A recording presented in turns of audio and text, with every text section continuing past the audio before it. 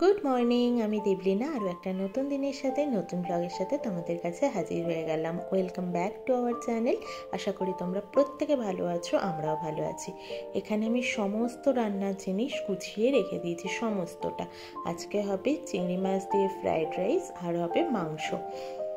হঠাৎই দেখছো তো যে প্রমি কী করছে রান্নাঘরে, আমি জানি না। ও হঠাৎই আমাকে বললো যে আমি আজকে একটু মাংসটা করতে থাকি, তোমারও এগিয়ে যাবে। আমি বললাম যে করো তাহলে, অসুবিধের তো কিছু নেই। আসলে ও সবটা দেখেছে গোছানো আছে।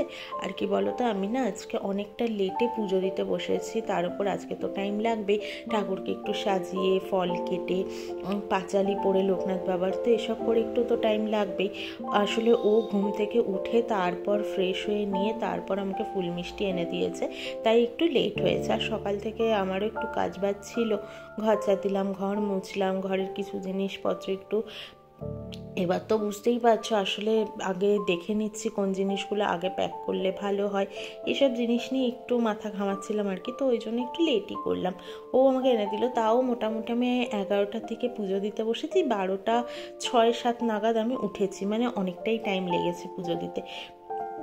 যেহেতু একটু গুছিয়ে গাছিয়ে আর পাঁচালিটা পড়তেও অনেকটা টাইম লাগে।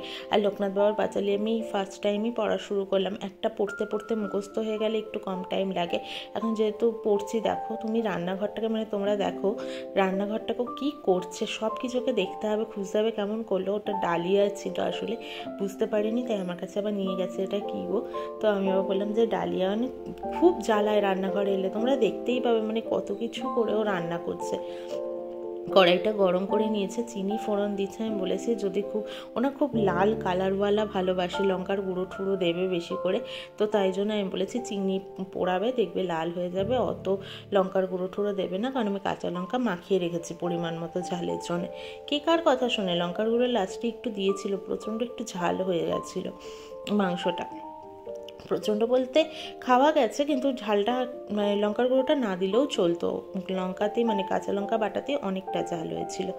যাই হোক, আজকে বাবু রান্না করতে এসছেন, এটাই অনেক, এর থেকে বেশি কথা বলা যাবে না। সত্যি কথা বলতে আমি কিছু বলতেও চাই না, একদিন রান্না করছে, তেল দিক মশলা দিক নিজের মতো করে করছে, তো এটাই অনেক আমার কাছে। আমার মনে হয় যে যেই কাজটায় একটু নিজে থেকে আগ বাড়িয়ে করতে যাচ্ছে, সে আমাকে সাহায্য করতে এসছে, তাকে একটু অ্যাপ্রিসিয়েট করাই আমার উচিত।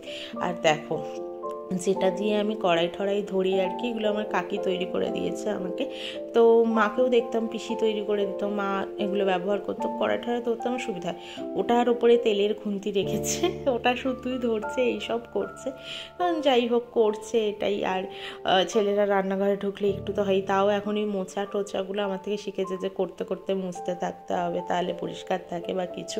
আমি ওকে বলি যে পরিষ্কার থাকাটা বড় কথা নয়, দেখবে নিজেরই সুবিধা হবে কাজে, নিজেরই মনে হবে না যে অগোছালো আছে, চারদিকটা কেমন একটা লাগছে। তাও আমি রান্নাঘরে আসলে আমি পাশের বাসনগুলো গুছিয়ে নিই, ও যেহেতু ছিল তাই জন্য আর গোছাইনি। তাকে আমি মাংসটাকে পেঁয়াজ, আদা, রসুন, টক দই, টমেটো, পরিমাণ মতো নুন, হলুদ, কাঁচা লঙ্কা বাটা সব দিয়ে আমি মাখিয়ে রেখে দিয়েছিলাম। ও আসলে সব গোছানো পেয়েছে, তো বলছে আমি রান্নাটা বসাই তাহলে।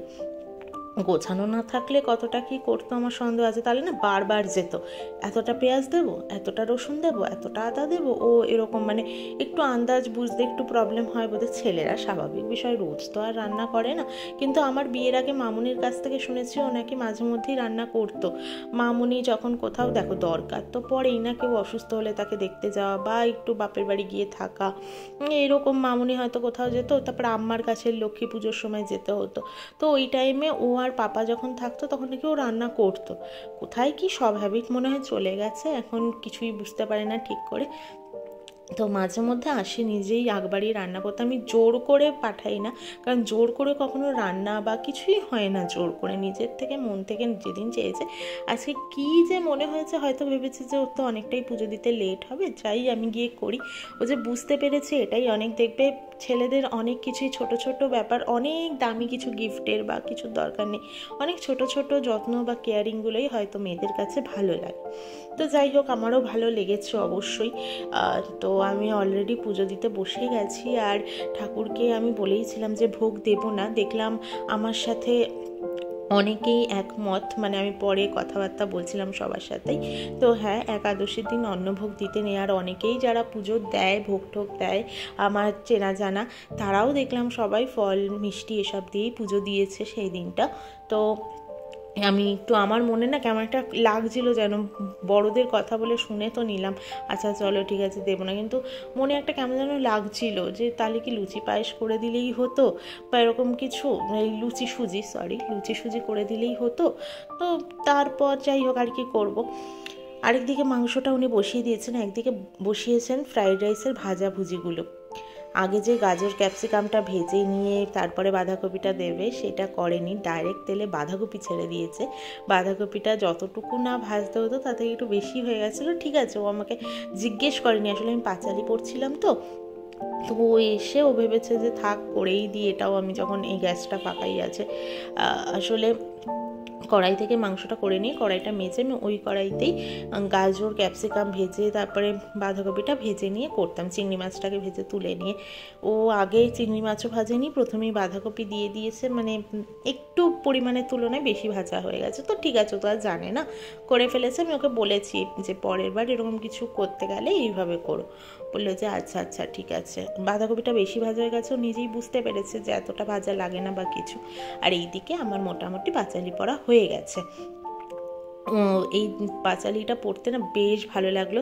লোকনাথ বাবার জীবনী আমি পুরোই জানি যদিও বা, তারপরেও আমি লোকনাথ বাবার পাঁচালি কোনো দিন পড়িনি, আজকে ফার্স্ট পড়লাম। ভীষণ ভালো লেগেছে। হ্যাঁ, যেভাবে পাঁচালি পড়ি আর কি, তো সেই রিদিমে পড়ছিলাম তো ঠিক আছে, কিন্তু দু এক জায়গায় একটু আটকে আটকে যাচ্ছিলো, যেহেতু একদম নতুন আমার কাছে। তো আমার মনে হয়, আশা করি পরের বার একদম স্মুথলি হয়ে যাবে। তবে মনটা ভীষণ ভালো লাগছিলো, সত্যি কথা। আমি না লোকনাথ বাবাকে ভীষণভাবে বিশ্বাস করি। আমাদের দেখবে আমার বর যেরকম মা তারা, তো মানে কালী মা আর কি, তো এইরকম মানে আমাদের মন থেকে এক একজনের এক এক দেবতার ওপর মানে মন থেকে বেশি বিশ্বাস আসে। প্রত্যেক দেবতাই এক, দেবদেবী এক, সবাই পাশে আছেন বলেই আমরা আজকে এই জায়গায় আছি প্রত্যেকেই। যারা আমরা বিশ্বাস করি দেবতাদের, তাদের কথা বলছি। আমার মানে লোকনাথ বাবা ছাড়া আমি কিছু ভাবতেই পারি না। আমার এদিক থেকে ওদিক হলেই কিছু লোকনাথ বাবা মানে লোকনাথ বাবাকে বোধহয় আমি জ্বালিয়ে খাই সেদিনকের জন্য। তো আমি প্রচণ্ডভাবে মানি, মানে আমি তোমাদেরকে বোঝাতে পারবো না যে লোকনাথ বাবা ঠিক আমার কাছে কি। তো ওই জন্য আজকের দিনটা একটু মনটা আমার খারাপ লাগছিলোই, যে এমনিতেই যে প্রত্যেকবার 19শে জ্যৈষ্ঠতেই আমি দিতে পারি এমন নাও হতে পারে। দেখো, কোনো বুঝতেই পারছো, মেয়েদের প্রবলেমের জন্যে হয়তো 19শে জ্যৈষ্ঠটা বা চলে গেলেও যেতে পারে, কিন্তু তারপরেও দিই। কিন্তু এইবারটা দিতে পারিনি, তো কেমন একটা লাগছিল। তো ঠিক আছে চলো। আর দেখো, পুরো এইভাবে সাজিয়েছিলাম, আশা করি ভালোই লাগছিল ঠাকুরকে। ঠাকুর আর আরেকজনকে দেখো, দেখে পুরো বিধ্বস্ত লাগছে। শুরু করেছিল চশমা টশমা পরে চুল টুল আছড়ি, আর এখন চুল টুলের অবস্থা দেখো, চশমা তো খুলেই ফেলেছে। আর গরমও পড়েছে, সত্যি গরম পড়েছে। রান্নাঘরটা আর না, ও দুটো গ্যাসে কেন বসিয়ে দিয়েছে হুড়ো তাড়া করে আমি বুঝিনি, মানে দুটো গ্যাসেও সামলাতে পারছিল না ঠিক। আর দেখো মাংসটা কষিয়েছে, দেখো দারুণ কষিয়েছিল, তেল পুরো বেরিয়েছে, তেল দিয়েছে, বুঝতেই পারছো। এইদিকে আমার রাইসটা করা হয়ে গেছে, দেখো বাঁধাকপির পাতাগুলো একটু পোড়া পোড়া আছে ওপরটায়। তো ওই যেটা তোমাদেরকে বলছিলাম, আর মাংসটাও হয়ে গেছে, একটু ঝোলঝোল লেগেছে। রাতেরটা একদম শুকনো করে নেবো, দেখি রাতে রুটি টুটি করে নেবো। আর এই যে দুপুরে আমাদের এটাই লাঞ্চ। তো খেতে কিন্তু দুর্দান্ত হয়েছিল, মাংসটাও খুব ভালো হয়েছিল। থ্যাংক ইউ অবশ্যই প্রমিকে, আমি বলেছি যে ওর জন্যই হয়তো তাড়াতাড়ি হয়ে গেছে, নয়তো আমার না 1:30-2 বেজে যেত। আর কি মেঘ করেছে, আমরা তার মধ্যেও বেরিয়েছি, কারণ ঘরে এক টুকরো মাছও নেই। আর রবিবার মাছ না কিনলে সোমবারও এখানে কোথাও মাছ পাওয়া যায় না, সোমবার এখানে মাছ বসে না। আর ফেরার সময় না আমরা 2-3 মিনিটের মতো ভিজে গেছি, যা বৃষ্টি নেমেছিল। এই বৃষ্টি সারা রাত চলেছে, সারা সন্ধ্যা চলেছে, 8:30টার দিকে একবার থামলো, 9টা থেকে আবার জোর নেমেছিল, মানে পুরো থামেনি, তাও ঝিরিঝিরি পড়ছিল।